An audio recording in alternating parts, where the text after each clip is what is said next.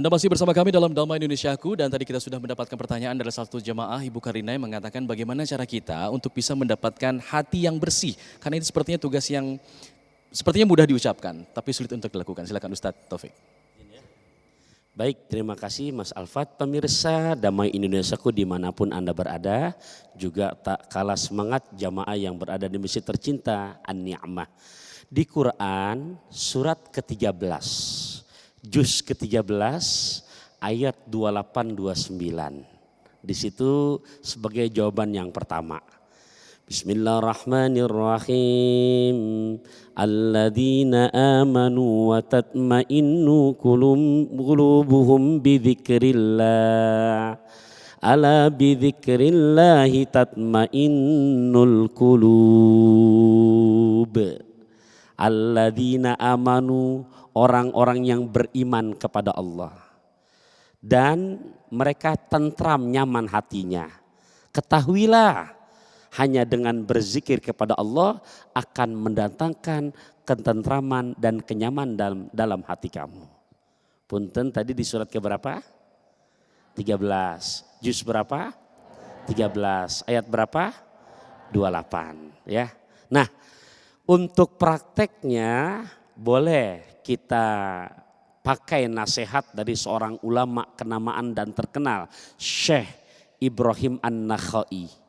Jadi kalau mata rantainya dari mulai Imam Ahmad bin Hambal, lahir 164, wafat 241, punya guru Imam Syafi'i, lahir 150 Hijriah, wafat 204. Imam Syafi'i berguru Imam Maliki, lahir tahun 93, wafat tahun 179 Hijriah, punya senior Imam Hanafi, lahir tahun 80 Hijriah, wafat tahun 150 Hijriah. Beliau punya guru lagi namanya Syekh Hamad bin Abu Sulaiman, punya guru lagi namanya Syekh Ibrahim An-Nakhai, punya guru lagi namanya Alqamah bin Qais, berguru langsung dengan Sayyidina Abu Bakar, dengan Sayyidina Umar, dengan Ali bin Abi Thalib. Nah, mereka semua berguru langsung dengan Kanjeng Rasul, Rasul dari malaikat Jibril, Jibril dari Allah Subhanahu wa taala.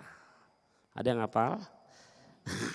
Ya. Nah, mengutip ungkapan dari guru dari Syekh Imam Hanafi yang bernama Syekh Ibrahim An-Nakhai, ini yang mesti nih kita setiap hari jaga untuk tadi menjawab pertanyaannya bagaimana Ustaz tipsnya biar betul-betul hati kita bisa lembut.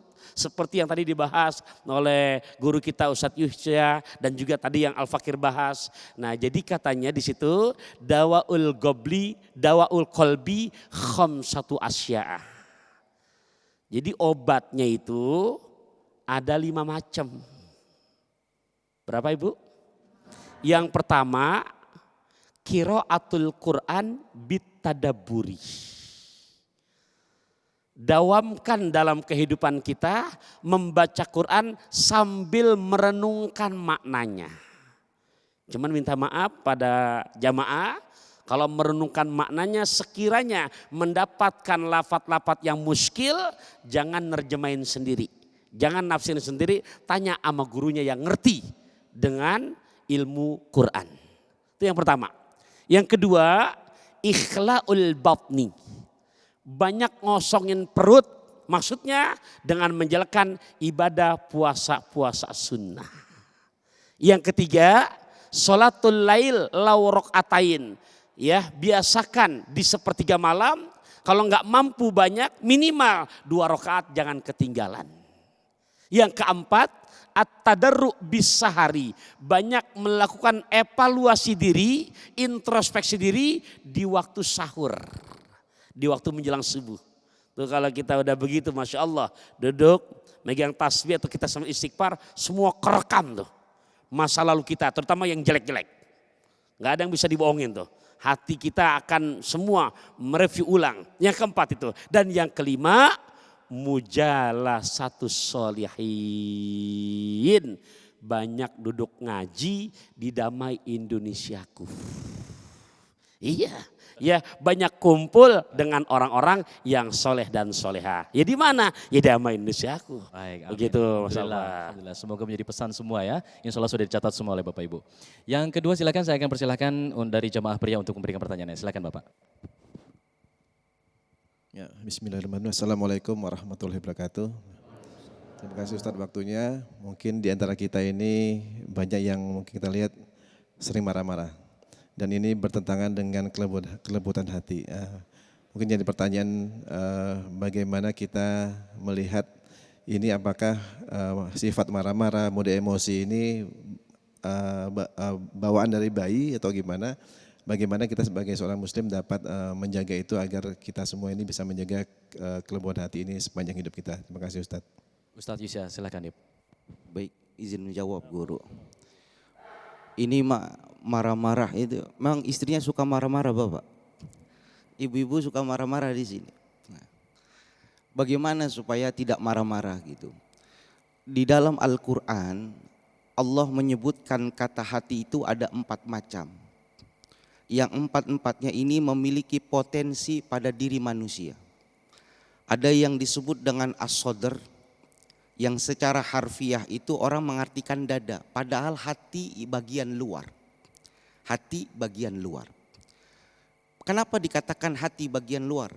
Al-Quran mengatakan alladzi yuwaswisu fi sudurin nas. Ada setan yang membisik-bisikan ke dalam hati manusia. Yang dibisikkan oleh setan itu hati bagian luar. Karena konotasi bisik-bisik itu dari luar. Saya pengen bisik sama Mas Alfat. Kira-kira saya bisik-bisik di depan kupingnya apa masuk ke dalam kupingnya? Masuk ke kupingnya apa depan kupingnya? Depan kuping aja tapi bisa paham. Itu setan menggoda manusia dari bagian luar hati. Bagian dalamnya itulah kolbun hati kita.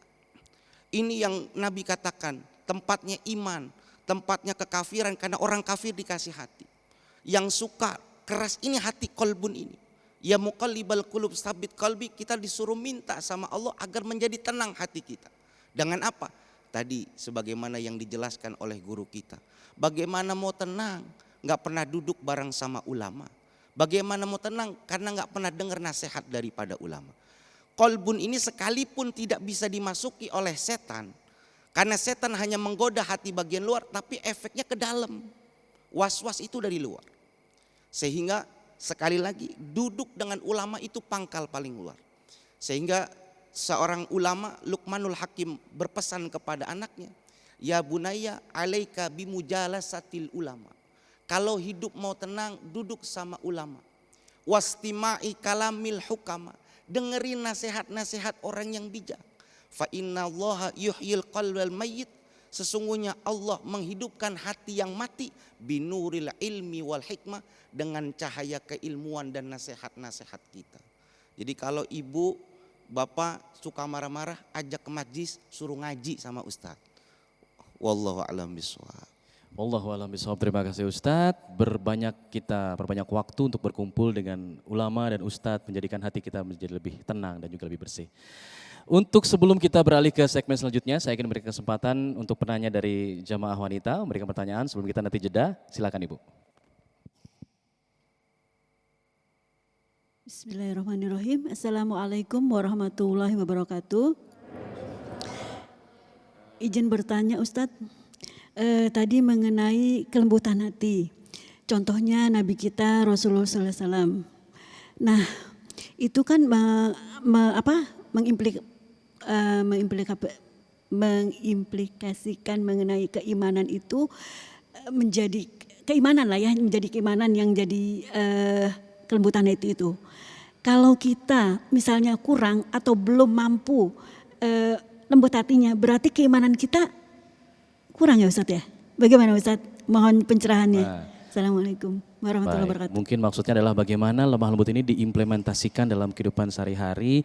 Apakah artinya jika kemudian kita tidak bisa lemah lembut, iman kita kurang dong? Nah mungkin bisa dijawab selepas jeda. Kita akan kembali sesaat lagi, tetaplah bersama kami di Damai Indonesiaku.